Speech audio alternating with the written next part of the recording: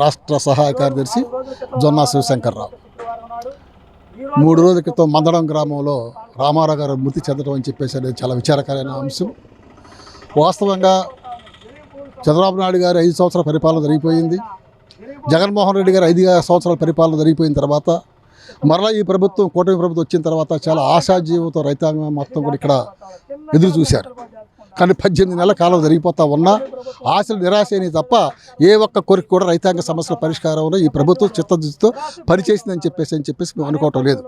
ఎందుకంటే జరిబు భూముల సమస్య కానీ, గ్రామ కంటాల సమస్య కానీ, అదేవిధంగా రైతులు ఇచ్చిన ప్లాట్లు వాగుల్లో, వంకల్లో, లోతట్టు ప్రాంతాల్లో ఇస్తే ఆ ప్లాట్లు మార్చాలని చెప్పేసి డిమాండ్తో ఆ డిమాండ్ని నెరవేర్చే అంశంలో కానీ ఎక్కడ కూడా ఏంటంటే న్యాయం జరగని పరిస్థితి స్పష్టంగా మనకు కనిపిస్తూ ఉంది. అందుకనే రామారావు మరణం కూడా ఆ ప్రాంతంలో ఇళ్ళున్న ప్రాంతాల్లో రోడ్డు వేసే క్రమంలో మా రోడ్డు ఇల్లు పోతా ఉన్నాయి, 2 ఇళ్ళు పోతా ఉన్నాయి, ఈ రోడ్డు ఇక్కడ కాడి నుంచి ఎలైన్ మార్చండి అని చెప్పేసి అడిగే క్రమంలోనే ఆయన కుప్ప కూలిపోయి వనపాల హాస్పిటల్ మరణించాడు. ఇది చాలా విచారకరమైన అంశం.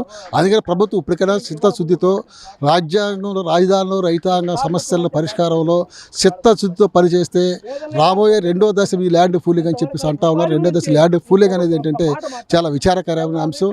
ఇక్కడ అభివృద్ధి చేయకుండా, ఇక్కడ ఫ్లాట్ డెవలప్మెంట్ చేయకుండా, ఇక్కడ రేట్లు పడిపోయిన ఈ క్రమంలో రాజధాని పేరు మీద మరలా మీరు 2వ దశ పూలింగ్ అని చెప్పేసి అంటే ఇక్కడ రైతులు నెట్టేట ముంచినట్టు ఉంటుంది.